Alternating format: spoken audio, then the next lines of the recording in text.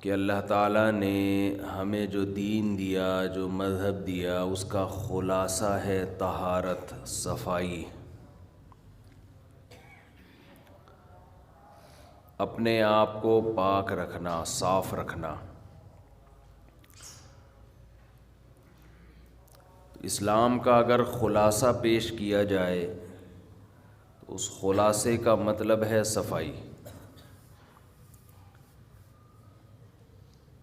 اس میں کئی مثالیں دی تھیں میں نے کہ لباس کی صفائی جس طرح سے اللہ نے حکم دیا، دنیا کے کسی مذہب میں صفائی کا یہ تصور نہیں ہے۔ پھر دانتوں کی صفائی ہے، پھر جسم کے اندر کی صفائی ہے، پھر عقیدے کی صفائی۔ انما المشرکون نجس، قرآن کہتا ہے کہ جو مشرک لوگ ہیں وہ بھی ناپاک ہیں۔ تو اس سے پتہ چلتا ہے کہ صرف آپ کا جسم، آپ کے کپڑے میلے نہیں ہوتے، آپ کے کانسیپٹ، آپ کے نظریات، آپ کی سوچ بھی میلی ہوتی ہے۔ ناپاک چیز کسے کہتے ہیں؟ جسے دیکھ کر گھن آئے، انسان کو بدبو محسوس ہو۔ شرک بھی ناپاک چیز ہے، اسے دیکھ کے بھی انسان کو گھن آتی ہے، اسمیل محسوس ہوتی ہے، بدبو محسوس ہوتی ہے۔ لیکن جیسے بھنگی کو گندگی میں بدبو محسوس نہیں ہوتی، ایسے ہی ماحول کی گندگی جب ہر طرف شرک پھیلا ہوا ہو تو یہاں بھی انسانی عقل کام کرنا چھوڑ دیتی ہے، آپ کے سونگھنے کے جو حواس ہیں وہ ڈیمیج ہو جاتے ہیں۔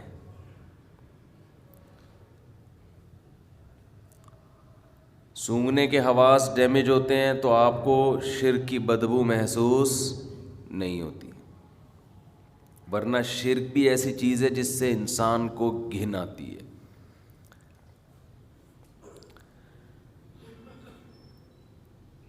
اسلام کا انسانیت پر ایک بہت بڑا احسان ہے کہ جب اسلام دنیا میں آیا تو انسان جس چیز کو دیکھتا کہ وہ اس کی خدمت کر رہی ہے، انسان اسے مقدس سمجھنے لگتا۔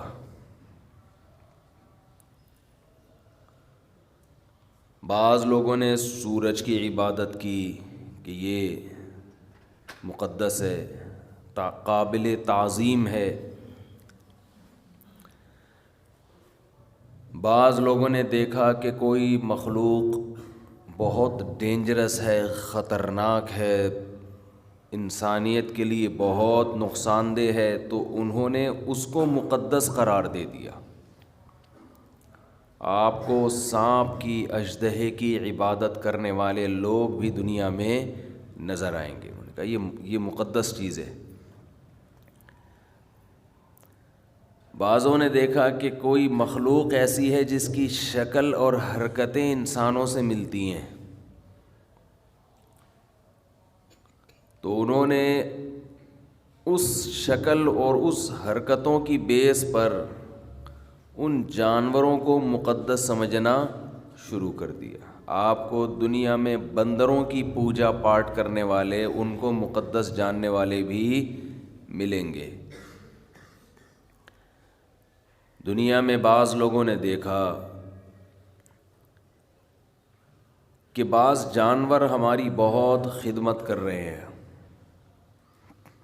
تو انہوں نے ان جانوروں کو مقدس قرار دے دیا۔ جیسے ہندوؤں میں گائے کو مقدس سمجھا جاتا ہے، اس کے گوبر کو، اس کے پیشاب کو مقدس سمجھا جاتا ہے۔ یہ قرآن کا انسانیت پر احسان، اسلام کا انسانیت پر احسان کہ اللہ نے ایک آیت میں ان تمام چیزوں کے تقدس کو ہمارے دلوں سے نکال دیا۔ وَسَخَّرَ لَكُم مَّا فِي السَّمَاوَاتِ وَمَا فِي الْأَرْضِ جَمِيعًا مِّنْهُ، فرمایا اس کائنات میں انسان کے سوا جو کچھ ہے وہ سارا انسان کی خدمت کے لیے ہے، انسان کے کام کے لیے ہے، آپ کے لیے مسخر ہے۔ تو اب آپ بتاؤ، جو آپ کی خدمت میں لگا ہوا ہو وہ آپ کے لیے مقدس کیسے ہو سکتا ہے؟ اور تسخیر کے لفظ میں بہت بلاغت ہے۔ یہ نہیں کہا کہ یہ تمہاری خدمت میں لگا دیا ہے، مسخر، تمہارے کنٹرول میں دے دیا ہے، جو چاہے کرو۔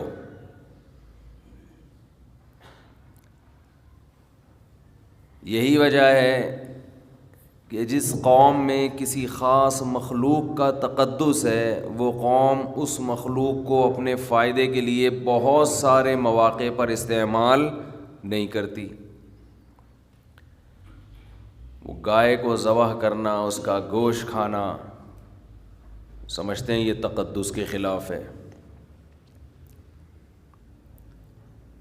تو اللہ نے بتا دیا کہ جو یہ سب کچھ تمہارا ہے تو تم ان تمام چیزوں پہ تحقیق کر سکتے ہو، ریسرچ کر سکتے ہو۔ مینڈک کے آپریشن آپ لوگوں نے شاید بایولوجی میں کیے ہوں گے، اس کو کیسے لٹا کے اس کا پیٹ چاک کر دیا جاتا ہے۔ انسانی پارٹس، انسان کے جسم میں جانوروں کے پارٹس لگائے جا سکتے ہیں۔ ابھی ماضی قریب میں خنزیر کا دل کسی انسان کے لگا دیا، جس طرح سے چاہو۔ ہاں، جو جانور ناپاک تھے ان کے کھانے سے منع کر دیا، لیکن اس میں بھی ایک شرط لگا دی کہ اگر جان کا خطرہ ہے تو کھا بھی سکتے ہو، کہ تمہاری خدمت کے لیے پہلے تمہاری جان بچے گی۔ جب تک اسلام دنیا میں نہیں آیا تھا، جب تک قرآن دنیا میں نہیں آیا تھا، دنیا میں ہر قوم میں کسی نہ کسی درجے میں چیزوں کا تقدس تھا، مقدس سمجھی جاتی تھیں۔ یہ مقدس، یہ مقدس، اس کا احترام، اس کا احترام۔ اللہ نے پوری کائنات کی حیثیت 2 جملوں میں بیان کر دی کہ اس میں انسان کے سوا کوئی مقدس، بولو، نہیں ہے۔ یہ تو تمہارے لیے ہیں،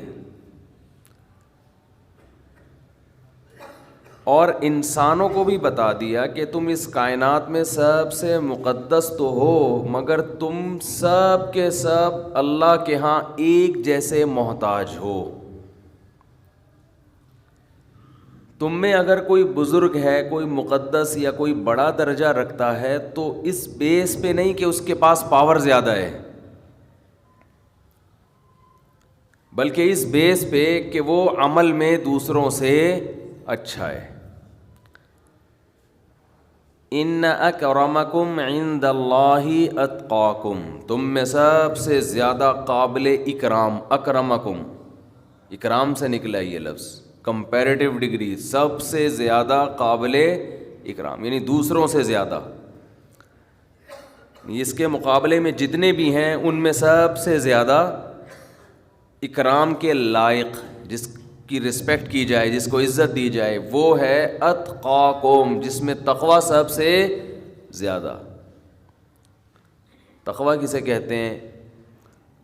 تقوی عربی میں کہتے ہیں بچنے کو۔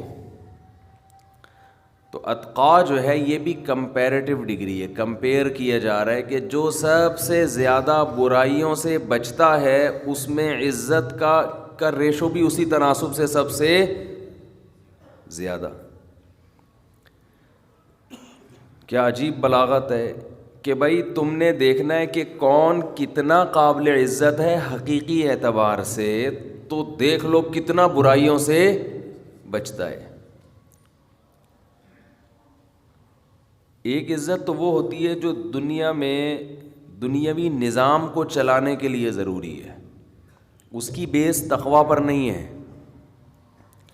جیسے آپ کو اپنے آفیسر کی کوئی عزت دینی ہے، یہ دنیا کا نظام ہے کہ اگر آفیسر کی عزت نہیں ہوگی تو ماتحت اس کی اطاعت نہیں کریں گے، آپ کی کمپنی بند ہو جائے گی. یہاں یہ والی عزت مراد بولتے کیوں نہیں بھائی؟ نہیں ہے. ایک عزت وہ ہے جو سربراہ کو ماتحت نے دینی ہے. باپ کافر ہے، گھر کا سربراہ ہے، بیٹا مسلمان ہے، تو باپ بیٹے کی عزت نہیں کرے گا بلکہ بیٹا باپ کی عزت کرے گا. حالانکہ تقویٰ کس میں زیادہ ہے؟ بیٹے میں. لیکن چونکہ باپ ہے تو شریعت نے باپ ہونے کی بیس پر اس کو آپ کے لیے قابل عزت بنایا. اسلام نام ہے طہارت کا، تو طہارت میں عقیدے کی طہارت بھی داخل ہے. تو شرک کیا ہے؟ نجاست. تو اسلام نے یہ بتایا کہ انسان کے علاوہ جو کچھ ہے وہ انسان کی خدمت میں ہے، اس میں مقدس وہ نہیں ہے. آپ اپنے فائدے کے لیے ان تمام چیزوں کو استعمال کر سکتے ہو، اس پہ تحقیق کر سکتے ہو، چیر پھاڑ کر سکتے ہو، ان کی کچھ بھی کر سکتے ہو. تو آپ اگر ان چیزوں کے آگے جھکنا شروع ہو جاؤ گے، اور عزت کا معیار جو اصل عزت ہے، ایک تو دنیا کا نظام چلانے کے لیے وہ وقتی عزت ہے، وہ نظام چلانے کی حد تک ٹھیک ہے، لیکن اوریجنل عزت ذلت کا معیار وہ نہیں ہے، بلکہ اس کا معیار کیا ہے؟ تقویٰ. اصل عزت تو آخرت میں ہوگی، اس میں ہو سکتا ہے ایک بھنگی کا مقام ایک آفیسر سے زیادہ ہو. یہ نظریہ بھی کس نے دیا؟ صرف اسلام نے. ذات پات کی بنیاد پہ بہت ساری قوموں میں تفریق ہے. چھوٹی ذات کا آدمی کتنا اچھا بن جائے وہ اچھا نہیں رہتا پھر بھی. تو ایک بات تو اسلام نے یہ بتائی کہ انسان کے علاوہ سب کچھ انسان سے کم ہے، لہذا اس کے سامنے جھکنے کا تو سوال ہی پیدا نہیں ہوتا. انسانوں میں عزت کا اصل معیار کیا ہے؟ تقویٰ. اور دوسری بات، انسانوں میں تقویٰ کی بیس پہ یا دنیاوی کسی عہدے کے بیس پر انسان قابل عزت تو بن سکتا ہے، معبود نہیں بن سکتا. اللہ اور بندوں کے درمیان واسطہ بھی نہیں بن سکتا. وہ سب انسان اللہ کے محتاج ہیں، چاہے وہ عزت والا ہو یا زیادہ عزت والا ہو یا کم عزت والا. محتاج ہونے میں سب کیا ہیں؟ برابر. اس کا بڑا فائدہ کیا ہوا کہ انسان اور اللہ کے رشتے کے بیچ میں جو خالق اور مخلوق کا رشتہ ہے، اس میں انسانوں کی دخل اندازی اللہ نے برداشت نہیں کی ہے. یہ بھی آپ کے مینٹل لیول کو یہ چیز اوپر لے جاتی ہے. آپ سے اگر گناہ ہو گیا تو اسلام کہتا ہے کسی انسان کو درمیان میں واسطہ بنانے کی ضرورت نہیں ہے. کوئی انسان آپ کی پیشکش اللہ کے سامنے، آپ راتوں کی تنہائی میں گڑ گڑاؤ اللہ کے سامنے، اللہ آپ کی توبہ قبول کرے گا. عیسائیوں میں کیا ہے؟ پادری کے پاس جاؤ، اتنے پیسے دو اس کو. آغا خانیوں میں بھی یہی ہے، وہ پیسے دیتے رہتے ہیں، بس نوٹ چھاپنے کی مشینیں بنے ہوئے ہیں. اسلام کہتا ہے وَمَن يَعْمَلْ سُوءًا أَوْ يَظْلِمْ نَفْسَهُ ثُمَّ يَسْتَغْفِرِ اللَّهَ، جس سے بھی گناہ ہو گیا یا اپنی جان پہ ظلم کر بیٹھا، ہاتھ اٹھا کے اللہ کے سامنے توبہ کرے. وَإِذَا سَأَلَكَ عِبَادِي عَنِّي، میرے بارے میں جب بندے پوچھے میں کہاں ہوں، فَإِنِّي قریب، ان سے بولو میں تمہارے قریب ہوں. شہرک سے بھی زیادہ قریب ہوں، درمیان میں کسی کے واسطے کی ضرورت نہیں ہے، میں تمہاری شہرک سے بھی زیادہ قریب ہوں.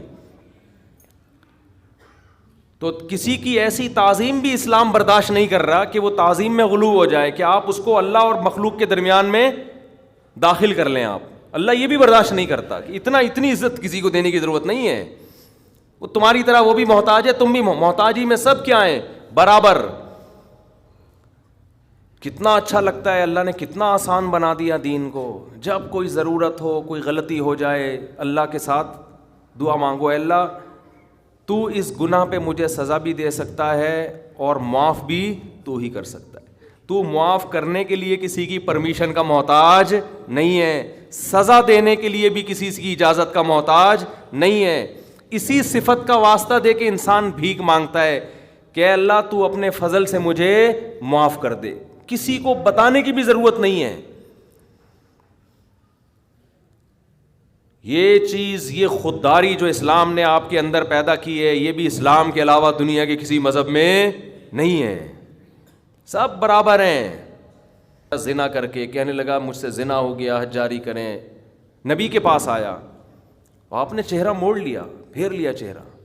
کیا مطلب؟ اشارہ تھا کہ اگر ہوا ہے تو اللہ کے ساتھ جا کے توبہ کرو، مجھے کیوں بتا رہے ہو؟ اس کو پسند نہیں کیا آپ صلی اللہ علیہ وسلم نے. آج پیر صاحب بہت سے علاقوں میں ایسے بنے ہوئے ہیں کہ یہ ہمیں بخشوائیں گے, ان کو بکرے دو, ان کو چڑھاوے دو, ان کو نذرانے دو, ان کو دمبے کھلاؤ, یہ ان کے کندھوں پہ ہم پل صراط پہ پار ہو کے جائیں گے. یہ پیر خود نہیں بچے گا, تمہیں کہاں سے بچائے گا؟ اس کی حرکتیں دیکھو تم, جو اس طرح کی حرکت, جو انسانوں کو اللہ سے ملانے کے بجائے اپنے آپ نیک بندہ نہیں ہو سکتا. ما کان لبشر ان یکلمہ, ما کان لبشر ان یؤتیہ اللہ الکتاب والحکمہ. کسی بشر میں یہ مجال نہیں ہے, قرآن کے الفاظ دیکھو, کسی انسان کی یہ مجال نہیں ہے کہ اللہ اسے نبوت دے دے پھر وہ لوگوں کو اللہ کا غلام بنانے کے بجائے اپنا غلام بنانا شروع کر دے. کسی بشر میں یہ مجال نہیں ہے, کیونکہ جب اللہ نبوت دیتا ہے تو اس بشر میں اللہ کی عظمت اور جلال بیٹھ جاتی ہے. جلال بیٹھنے کے نتیجے میں وہ لوگوں کو کبھی بھی اپنی طرف دعوت نہیں دے گا. صحابی نے دیکھا اونٹ نے نبی کو سجدہ کیا تو صحابہ نے عرض کیا یا رسول اللہ آپ ہمیں بھی اجازت دیں سجدہ کروں. آپ نے فرمایا نا نا نا نا. آج بتاؤ کوئی کسی جاہل پیر کے ساتھ یہ منظر ہو, کوئی جانور آ کے سجدہ کر لے, وہ تو خوشی سے پاگل ہو جائے گا. وہ تو کہے گا دیکھو جب یہ کر رہا ہے تو تم کیوں نہیں کر رہے. نبی نے اپنے گھر سجدہ کرنے سے منع کیا. آپ صلی اللہ علیہ وسلم نے فرمایا اللہ یہود و نصارہ پہ لعنت کرے, انہوں نے اپنے پیغمبروں کے دنیا سے جانے کے بعد اپنے پیغمبروں کی قبروں کو سجدہ گاہ بنا لیا, اپنے پیغمبروں کی قبروں کو عیدگاہ بنا لیا, جیسے عید میں میلے ٹھیلے ہوتے ہیں. اسی وجہ سے پیغمبر صلی اللہ علیہ وسلم کی قبر پہ میلے ٹھیلے رش لگا کے بیٹھنا اس کی اجازت نہیں ہے. بس صلاۃ و سلام پڑھیں اور وہاں سے نکل جائیں. کیسی حفاظت کی. دنیا میں سب سے افضل انسان, جس سے افضل اس کائنات میں کوئی پیدا ہوا ہی نہیں, وہ محمد صلی اللہ علیہ وسلم ہے. لیکن آپ کی قبر پہ نہ کبھی سجدہ ہوتا ہے, نہ کوئی میلے ٹھیلے لگتے ہیں, نہ آپ کی قبر کی طرف رخ کر کے آپ سے دعائیں مانگی جاتی ہیں. یہی آپ کے سب سے افضل ہونے کی سب سے بڑی دلیل ہے کہ انہوں نے اپنی عبادت نہیں کروائی. کبھی ہم قبر پہ یہ نہیں کہتے کہ یا رسول اللہ آپ ہماری مدد کر دیں, یہ شرک ہے. صحابہ نے ہمیشہ نبی سے دعا کی درخواست کی ہے کہ آپ اللہ سے یہ درخواست کر دیں. دیکھو قرآن کے الفاظ, بس یہ آیت پڑھ کے بیان ختم کرتا ہوں. وَلَوْ أَنَّهُمْ إِذْ ظَلَمُوا أَنفُسَهُمْ جَاءُوكَ فَاسْتَغْفَرُوا اللَّهَ وَاسْتَغْفَرَ لَهُمُ الرَّسُولُ لَوَجَدُوا اللَّهَ تَوَّابًا رَحِيمًا. پیغمبر کی پوزیشن کو واضح کیا قرآن نے کہ اگر ان سے اپنی جان پہ ظلم ہو, گناہ کر بیٹھیں, تو اگر یہ اللہ سے توبہ کریں گے یا آپ کے پاس آئیں گے اور آپ بھی اللہ سے ان کے لیے توبہ کریں گے تو یہ اللہ کو غفور اور رحیم پائیں گے. کیا مطلب؟ یہ نہیں کہا کہ نبی کو غفور رحیم پائیں گے, نہ نہ, یہ گناہ معاف کرنا یہ نبی کا وظیفہ نہیں ہے. نبی کے پاس اگر آپ جائیں گے تو اس لیے کہ یا رسول اللہ آپ اللہ کے نیک بندے, آپ اللہ سے ہمارے لیے دعا کریں. ہم بھی کر رہے ہیں, آپ بھی کریں دعا.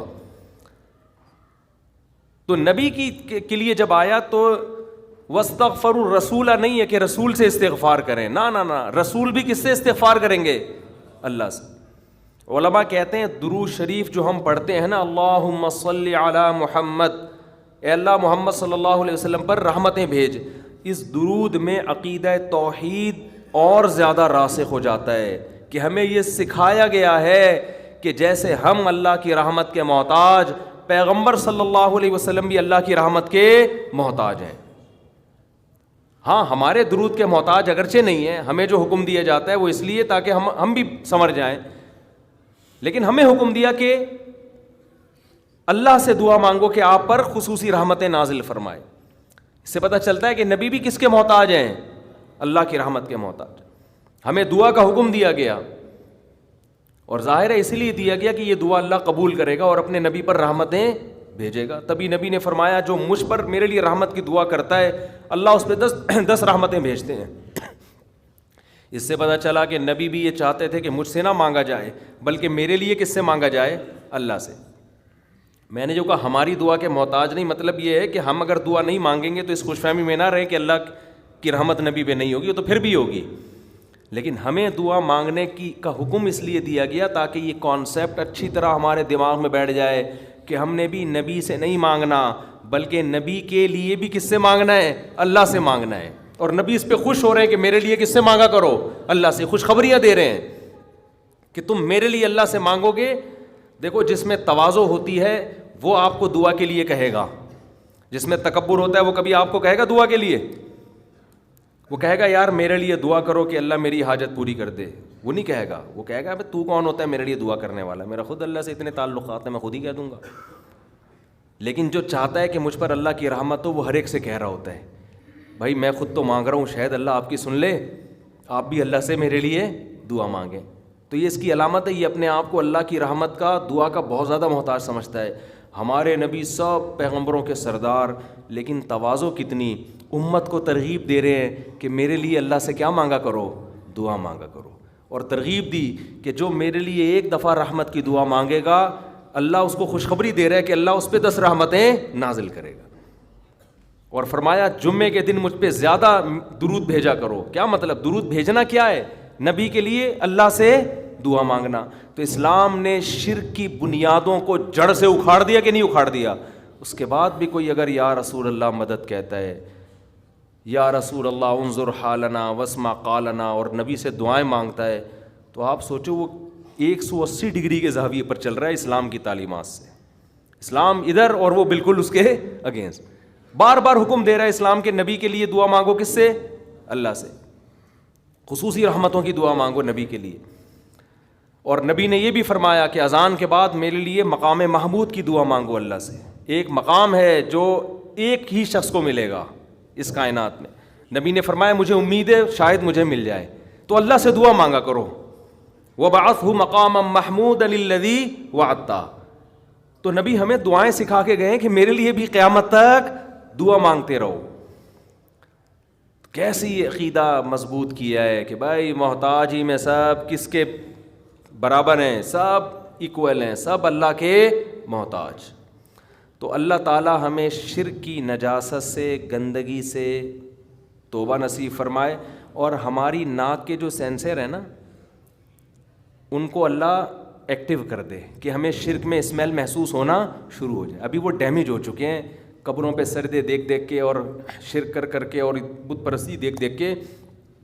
جب آپ توحید کے, میں جب برما فرسٹ ٹائم گیا منمار, میں نے پہلی مرتبہ کسی بت کے سامنے کسی انسان کو زندہ بیٹھے ہوئے, یوٹیوب میں تو دیکھا تھا, سچی مچی کا پہلی مرتبہ دیکھا. میری جو کیفیت ہوئی ہے نا وہ ناقابل بیان ہے. میں نے فرسٹ ٹائم یہ منظر دیکھا.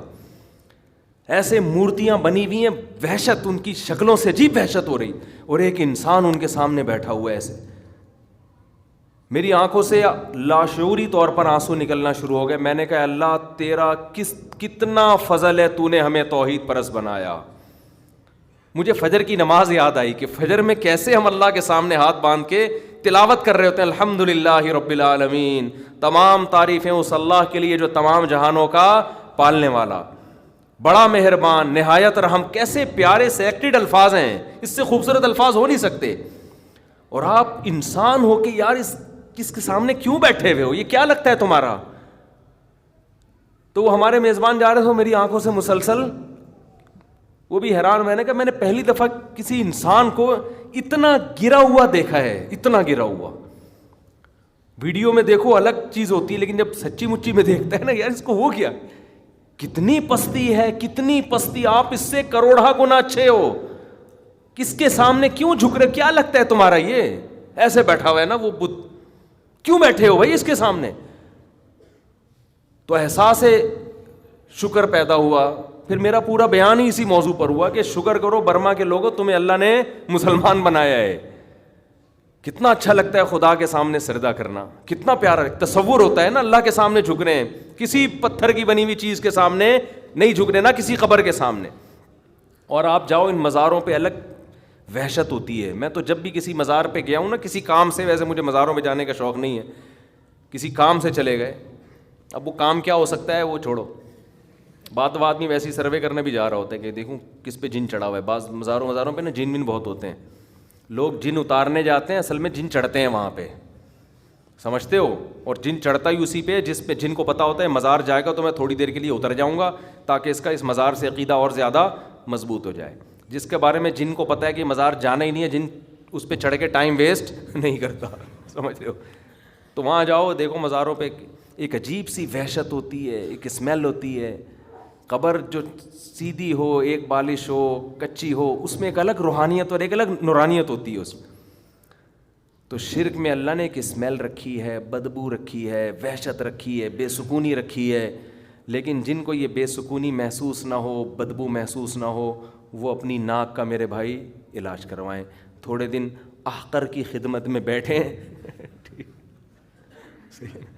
بزرگوں, میں تو بزرگ نہیں ہوں, بزرگوں کی خدمت میں بیٹھیں جا کے, کچھ اللہ کی باتیں سنیں, اللہ کی کبریائی سنیں, تو ان کو شرک میں اسمیل محسوس ہونا شروع ہو جائے گی. اور ایک چھوٹے درجے کا شرک ہے یہ جو روحانی ٹوپی ڈرامے, جن کو ہم نے سمجھ لیا کہ یہ ہماری بگڑی بنا دیں گے, یہ بھی اسی طرح لچڑ ہے کہ ان کا باپ بھی تمہارا کچھ بھی نہیں کر سکتا. یہ نہ تمہارا جن اتار سکتے ہیں, نہ تمہاری چڑیل اتار سکتے ہیں, نہ تمہیں کل کی خبر دے سکتے ہیں, نہ تمہیں یہ بتا سکتے ہیں اس پہ کسی نے کیا کیا ہے, یہ کیوں بیمار ہے. ان کا باپ بھی نہیں, اس سے اچھا ڈاکٹر ہے, نفسیاتی ڈاکٹر کے پاس چلے جاؤ, پھر بھی اچھا ہے. تو یہ روحانی ٹوپی ڈراموں کا نا, چاہے کتنا بڑا بزرگ ہو, دیوبندی ہو, اہل حدیث ہو, بریلوی ہو, کچھ بھی ہو, وہ فراڈی پہلے ہوگا, یا فراڈی تو نہیں ہوگا, دماغی توازن خراب ہو چکا ہوگا. تو چھوڑ دو ان فضول پلیتے جلا رہے, تعویذ گنڈے, ادھر دھاگے, کتنے قمیض اتارو, کیا کیا نکل رہا ہوتا ہے اندر سے یار. آپ نے دیکھا ہمارے کبھی کوئی دھاگا؟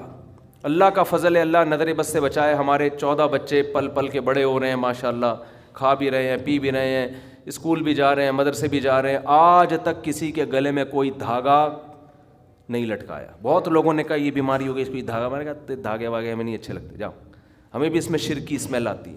جائز ناجائز کی بحث میں پڑھتا ہی نہیں ہوں, یہ کام مزیدار نہیں ہے, کام مزیدار نہیں. اللہ سے دعا مانگو, ہمارے بچے بھی بیمار ہو, ہم نے دعا مانگی.